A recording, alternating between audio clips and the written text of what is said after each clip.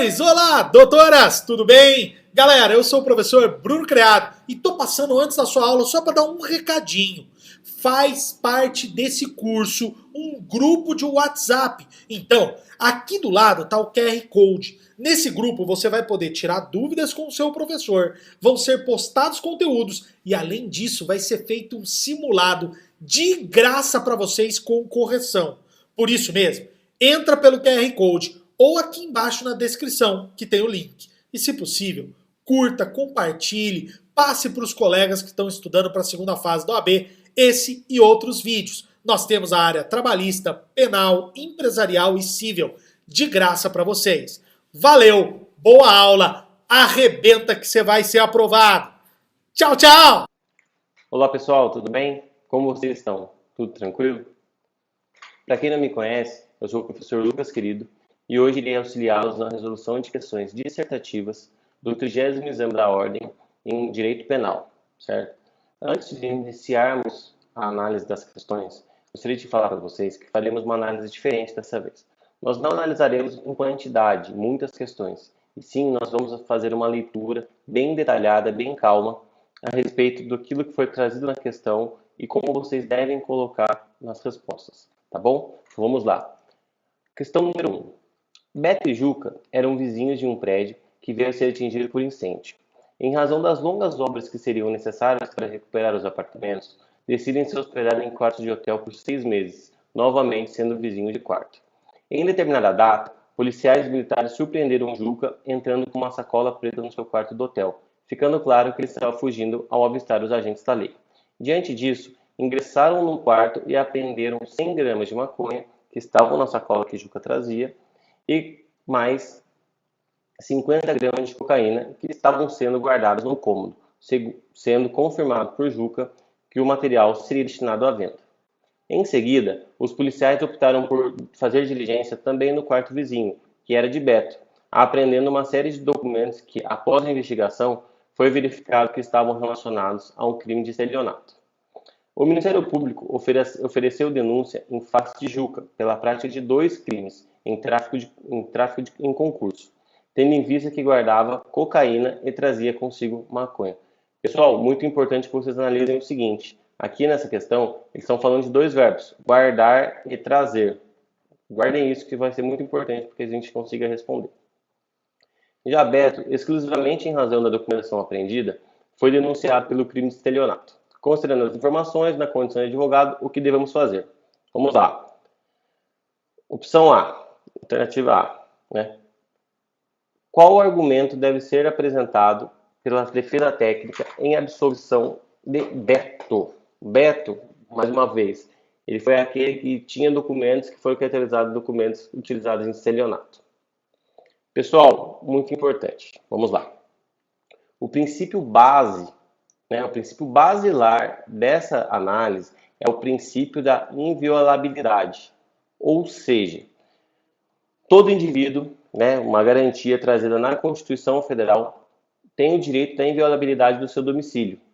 E aí um ponto importante para que vocês observem, que como está no enunciado, eles estavam no quarto de hotel, mas compreende-se, e até a jurisprudência é bem pacífica nesse entendimento, de que embora o sujeito estivesse num quarto de hotel, caracteriza-se esse quarto de hotel também como domicílio, também como casa, né? Então, esse é um ponto. O quarto de hotel também se torna inviolável, a não ser, obviamente, se tiver um mandado, uma ordem judicial ou se a pessoa for pega em flagrante. Aí a conversa muda, aí sim os policiais poderiam adentrar e pegar as provas. Então, nessa questão A, um ponto muito importante que deve ser trazido na argumentação é a questão do princípio da inviolabilidade que foi ferido pelos policiais a partir do momento que eles adentraram ao quarto de Beto e, consequentemente, as provas, ou seja, esses documentos que foram juntados, eles foram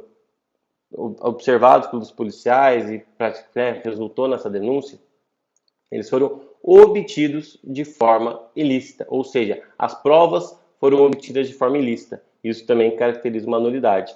Então, essas são as respostas muito importantes que vocês devem colocar. Isso, como eu disse para vocês, de forma bem clara, pessoal. Eu trouxe aqui os artigos e quando você vai escrever, você deve trazer que o princípio da inviolabilidade no domicílio foi ferido. Então, assim, é muito importante que você não coloque só os artigos que fundamentam a sua resposta. Retornando aqui, vamos aqui agora para a questão B. Qual o argumento a ser apresentado pela defesa técnica para questionar a capitulação jurídica constante na denúncia em face de Juca?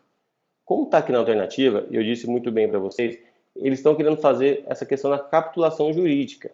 Então, nós devemos observar, como falei, a questão do guardava cocaína e trazia consigo maconha. Está claro, a gente não tem dúvida, que o objetivo final de trazer e guardar as drogas é o quê? O tráfico de droga. Então, a gente tem que observar o princípio da alternatividade. O que seria esse princípio? É um princípio onde, embora existem são verbos, dois verbos no caso, o verbo guardar e o verbo trazer, no final, né, vamos dizer, no fim do dia, caracterização é do tráfico de drogas. Então existe um contexto único. Embora ele estivesse guardando uma certa droga no seu quarto e estava com outra droga, portando essa droga, de toda forma, no contexto geral, ele iria praticar o crime de tráfico de drogas, ou já estaria praticando o crime de tráfico de drogas. Então, quando a gente consegue caracterizar isso, que o objetivo final é o mesmo, a gente consegue trazer esse ponto aqui, ó, que apenas quando os verbos são praticados em contextos diversos é possível a imputação de delitos autônomos, que não é o caso, certo? Por quê? Embora sejam verbos diferentes, eles foram praticados, né, no mesmo contexto, com o mesmo objetivo. Então, ali a gente conseguiria trazer esse argumento do princípio da alternatividade. Beleza? Aqui a cabecinha, entendeu? Qualquer dúvida, sempre falo isso para vocês. Podem mandar mensagem nos comentários. Tem o grupo do WhatsApp que a gente vai deixar o link aqui também. Fiquem à vontade. Questão número 2. Carleto foi denunciado pela prática do injusto homicídio simples porque teria desferido disparos com sua arma regular contra seu vizinho Mário durante uma discussão, causando-lhes lesões que acabaram resultando na morte de Mário. Após a denúncia, Carleto foi submetido a um exame de insanidade mental e esse laudo ele apresentou condições que caracterizassem alguma insanidade mental. Feito isso, finalizada a primeira etapa probatoria do procedimento de crimes dolosos contra a vida, no momento das alegações finais, a defesa técnica de Carleto, escorada em uma das vertentes da prova produzida, alegou que o réu atuou em legítima defesa, ou seja, a tese principal alegada pela defesa de Carleto foi a legítima defesa. O juiz, ao final da primeira fase do procedimento, absolveu sumariamente o acusado em razão da inimputabilidade reconhecida, ou seja, levando em consideração aquele laudo que foi realizado lá atrás, aplicando a medida de segurança de internação pelo prazo mínimo de 1 ano. A família de Carleto, insatisfeita com a medida de segurança aplicada, procurou você, no caso nós, para a adoção das medidas cabíveis. Vamos lá. Qual o recurso cabível para a defesa combater aquela decisão? Claramente, recurso de apelação. Não existe dúvida, a sentença ela absolveu sumariamente o acusado em razão da inimputabilidade. Ou seja, houve absolvição e ali existe a forma de como houve essa absolvição, sumariamente. Então, sem dúvidas, recurso de apelação, artigo 416 do Código de Processo Penal, traz para nós que caberá à defesa apresentar recursos de apelação contra a sentença de impronúncia ou absolvição sumária, caberá apelação, sem problemas. Voltando, qual a tese jurídica de direito processual, esse é um ponto importante, que a defesa de Carleto poderá alegar para combater a decisão respectiva? Pessoal, seguinte, na defesa, né, nessa primeira manifestação, a primeira tese de defesa trazida pelo Carleto é de que, qual que é essa tese? A tese é simples, de que ele agiu em legítima defesa. Em momento algum foi trazido como tese principal ou como única tese a questão de que ele teria algum problema, que ele seria inimputável. Em momento algum foi trazido isso. Pode até ser trazido subsidiariamente, mas em momento algum foi trazido ali na questão, então a gente não leva em consideração isso. O que a gente tem que levar em consideração é a tese principal, que é a legítima defesa. Então, como argumento processual, a gente poderia trazer um recurso de apelação de que o juiz ele não analisou aquilo que foi pedido, aquilo que foi trazido. E além disso, né, ele não poderia de forma alguma ter condenado, né, não vamos dizer a condenação não é o termo correto, houve uma absolvição, mas em momento algum ele poderia ter colocado o Carleto nessa medida de segurança, que se diz que é a internação, porque não foi analisado aquilo que foi pedido. E outro ponto muito importante, pessoal, tratando-se de crime contra a vida, doloso contra a vida no caso, que é o homicídio, competente para julgamento desse crime é o tribunal do júri, certo? Então o juiz ele não tem competência para julgar esse crime. Então, mais um ponto onde nós traríamos o artigo 415, parágrafo único do Código Penal, que fala que autoriza a absolvição sumária em razão da inimputabilidade do agente, quando essa for a única tese defensiva. Não é o caso. A tese principal ali, e isso a questão deixa bem claro, é o ponto da legítima defesa. Certo?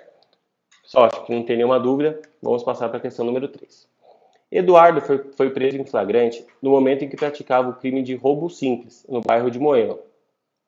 Ainda na unidade policial, compareceram 4 outras vítimas, todas narrando que tiveram seus patrimônios lesados por Eduardo naquela mesma data, com intervalo de 30 minutos entre cada fato, no bairro de Moema, São Paulo. As 5 vítimas descreveram que Eduardo, simulando portar arma de fogo, anunciava o assalto e subtraía os bens, empreendendo fuga em uma bicicleta. Eduardo foi denunciado pela prática do crime do artigo 157, roubo, por 5 vezes, na forma do artigo 69 do Código Penal. Em sede de audiência, as vítimas confirmaram a versão fornecida em sede policial. Tranquilo. Assistido por seu advogado Pedro, Eduardo confessou os crimes, esclarecendo que pretendia subtrair bens de 6 vítimas para conseguir dinheiro suficiente para comprar uma motocicleta. Disse ainda que apenas simulou portar arma de fogo, mas não utilizou efetivamente material bélico ou simulacro de arma. O juiz, no momento da sentença, condenou o réu nos termos da denúncia, sendo aplicada a pena mínima de 4 anos, que é a pena mínima do roubo, artigo 157, para cada um dos delitos, totalizando, ou seja, 20 anos. Ou seja, foram cometidos um crime por 5 vezes, com 5 contra 5 pessoas, 5 vítimas diferentes, tudo mais. E o juiz ele levou em consideração a mínima para cada uma das vezes que cometeu, totalizando 20 anos. Ao ser intimado do teor da sentença, pessoalmente, já que se encontrava preso, Eduardo tomou conhecimento que Pedro havia falecido, ou seja, seu advogado havia falecido, mas que foram apresentadas alegações finais pela Defensoria Pública, por determinação do magistrado, logo em seguida a informação do falecimento do patrono. A família de Eduardo, então, procura você na condição de advogado, procurando nós, para defendê-lo. Vamos lá, pessoal. Ponto. Questão A. Existe argumento de direito processual em sede de recurso a ser apresentado para desconstituir a sentença condenatória? Ponto muito importante. Mais uma vez, nós vamos para os princípios constitucionais, certo? Como está sendo trazido ali na questão, ele estava preso, certo? E estava recebendo as intimações pessoalmente e tudo mais. O seu advogado, ou seja, o advogado devidamente constituído por ele, no caso o senhor Pedro, veio a falecer. Então, antes de que fosse pelo juiz determinado que a Defensoria Pública apresentasse as alegações finais, Eduardo deveria ser intimado e para que falasse, olha, eu quero constituir um novo advogado ou não, eu aceito sim ser defendido pela Defensoria Pública. Existe uma nulidade nesse ponto, certo? Então esse é um ponto, é um argumento que a gente tem que trazer no recurso, no eventual recurso, para conseguir uma nulidade nessa constituição da Defensoria Pública para que apresentasse as alegações finais. Muito importante essa observação. Mais uma vez, a gente percebe que sempre o pessoal da OAB, o pessoal da FGV, que é quem elabora a prova, foca em princípio constitucional. Então, é muito importante ter isso em mente. Alternativa B. Questão número B. Questão B. Diante da confirmação dos fatos pelo réu, qual argumento de direito material poderá ser apresentado em sede de apelação em busca de redução da sanção penal aplicada? Seguinte, pessoal. Ele cometeu o mesmo crime 5 vezes, 5 vítimas diferentes, mas com muitas coisas em comum. Mesmo bairro, mesma cidade, mesmo formato Ele também simulou que estava armado, mas não estava. Um intervalo de tempo muito pequeno, o objetivo dele era o mesmo, que era sempre, né, comprar a motocicleta. Então, de acordo com o artigo 71, que eu até trouxe para vocês aqui, que é muito importante que vocês façam a leitura desse artigo do Código Penal, apenas um dos crimes, ou seja, só no primeiro roubo, por exemplo, que você consegue aplicar os 4 anos, por exemplo. Depois, ela é aumentada progressivamente de 1/6 a 2/3, quando a gente, mediante mais uma ação, que é o que ele realizou, foram 5 vítimas, 5 roubos. Ele levou em consideração todas as condições necessárias, que seria tempo, lugar, maneira de execução, sendo subsequentes continuação do primeiro. Ou seja, ele tinha um objetivo, ele deixou claro que era comprar a motocicleta. Ele praticou 5 roubos, no mesmo bairro, da mesma forma. Então o juiz deveria ter analisado e não somado a mínima de cada uma, né, do crime cada uma das vezes, ou seja, 5 vezes, totalizando 20 anos. Ele teria que levar em consideração o artigo 7.1 do Código Penal, que é bem expresso, falando que ele deve levar em consideração a pena de um dos crimes e depois aumentar progressivamente, respeitando o número de crimes, de 1/6 a 2/3. Certo? Também acredito que não tenha muita dúvida.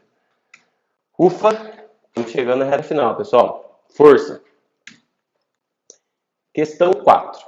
Maria foi denunciada pela suposta prática do crime de descaminho, tendo em vista que teria deixado de recolher impostos que totalizavam R$ 500 pela saída de mercadoria.